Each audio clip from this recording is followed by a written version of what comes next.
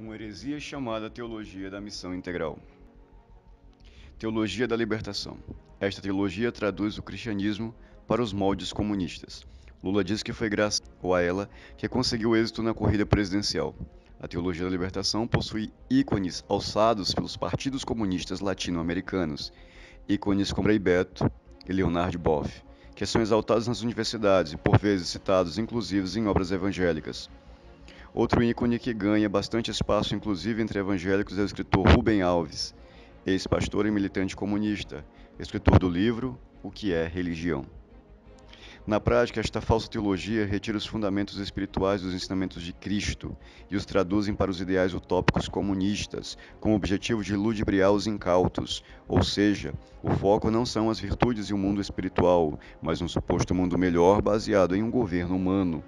Também procuram tirar os entraves morais cristãos, desinformação, para que as agendas de esquerda, tais como o casamento gay, o aborto, a legalização das drogas, a substituição de Deus pelo governo dos homens, e outras questões que envolvem educação, o culto e a família, e uma série de outros temas.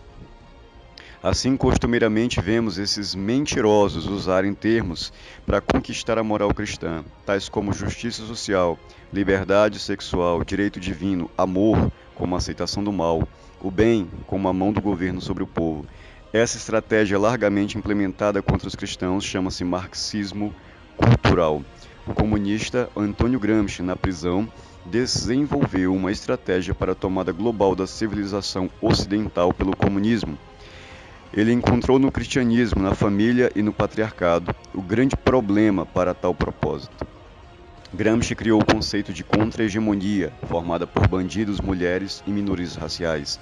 Essa contra-hegemonia deveria aniquilar a moral cristã. Todas as leis absurdas que estão surgindo para garantir o avanço dessa agenda, leis como o aborto, legalização de todas as drogas, fomentação da pedofilia, leis de discriminação racial, regulação de entidades religiosas e etc. O evangelho materialista. Este evangelho é materialista e não espiritual. Ele coloca Deus contra a parede e põe o homem como merecedor da prática do pecado, ao mesmo tempo que incute a violenta rebeldia de Lúcifer contra o seu Criador. Apresentam um Cristo conivente com o pecado. Gostam costumeiramente de dizer que atire a primeira pedra quem nunca pecou, entretanto negando o contexto que diz, vá e não peques mais. A teologia da missão integral. Essa é a versão evangélica da teologia da libertação. Em 2002, dois líderes do PT chocaram o país ao dizer que a única coisa que impede o avanço da agenda do maligno socialismo são os pentecostais e neopentecostais, pois o socialismo chega ao coração dos pobres utilizando falsas promessas de um mundo melhor.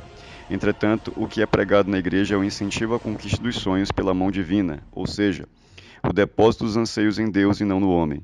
Para o horror da esquerda, as igrejas pentecostais têm não apenas templos cheios de pessoas transformadas pelo Evangelho, mas também programas de TV que têm enorme audiência nacional. No socialismo, o Estado é Deus, provedor de suas necessidades, o que entra em confronto direto com o que é ensinado pelas Escrituras Sagradas, que nos ensina a lançar todos os nossos anseios nas mãos do Criador, provedor de todas as coisas. A busca por um mundo melhor, de uma perspectiva humana, é por natureza diabólica. No Brasil, o maior estrategista comunista foi o bispo anglicano Robinson Cavalcante. Entre os evangélicos, ele foi o fundador do movimento evangélico progressista. Ele pregava abertamente que políticas socialistas eram expressões do reino de Deus na terra, enquanto que pregações que falavam de dádivas de Deus aos homens como sinal do cumprimento de promessas bíblicas eram expressões do reino das trevas. O propósito da falsa teologia: tirar o aspecto espiritual da experiência cristã, adquirir autoridade moral mediante denúncia de suposta ganância do atual evangelho, aproximar os evangélicos dos políticos comunistas anticristãos, destruir o padrão moral bíblico das igrejas para que estes aceitem as pautas anticristãs. Quem são seus adeptos? Caio Fábio, em recente entrevista à revista Cristianismo Hoje, Caio Fábio declarou que o grande momento para unificar as igrejas evangélicas do Brasil ocorreu no início da década de 1980. Na entrevista feita por Danilo Fernandes, do tabloide sensacionalista Genizar, Caio Fábio desabafou. A teologia da prosperidade não existia por aqui. O que prevalecia era a teologia da missão integral. Havia uma quantidade enorme de pastores, seguidores dessa teologia. Esse prevalecimento, de acordo com ele, ocorria de forma especial no Congresso Brasileiro de Evangelização, onde até hoje a teologia da missão integral está no pedestal. As igrejas neopentecostais passaram a ser criticadas pelas igrejas que sustentavam a teologia da missão integral, sob o pretexto de não terem seriedade espiritual e verdadeira devoção. Caio Fábio e Robson Cavalcante, que tiveram um papel destacado em iniciativas para aproximar os evangélicos do PT, se tornaram profetas contra a teologia da prosperidade e a favor da teologia da missão integral, que usa o evangelho como palanque político. Ariosvaldo Ramos. Este proeminente pastor batista reformado da linha progressista disse: a teologia da missão integral é uma variante protestante da teologia da libertação. Ariosvaldo Ramos, um dos sucessores espirituais de Scholl e Marina Silva, que se queixaram da onda de conservadorismo que quase derrotou Dilma Rousseff na eleição presidencial de 2010. A onda conservadora foi a expressão de fortes sentimentos cristãos contra o aborto e o homossexualismo. Em vez de se colocarem frontalmente contra o histórico e oposições patentemente abortistas e homossexualistas de Dilma, Ariovaldo divulgou seu manifesto público declarando: manifestamos as nossas rejeições diante da onda de conservadorismo que se abateu sobre o país nesse processo eleitoral. E Marina, em sua carta aberta aos candidatos à presidência da República, Dilma e Serra, critica abertamente o que ela enxerga como esse conservadorismo renitente que coloniza a política e sacrifica qualquer utopia em nome do pragmatismo sem limites. Ricardo Gondim.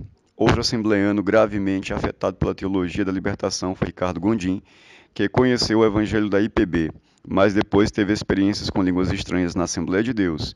Em seguida, quis ter experiências teológicas e estar com os doutores da teologia. Ao estudar na Universidade Metodista de São Paulo, Gondim entrou de cabeça no mundo da teologia da libertação, passando, como seu camarada Robson Cavalcante, a demonizar os evangélicos conservadores dos Estados Unidos, como se até o movimento pró-família e pró-vida fosse um produto imperialista importado dos Estados Unidos.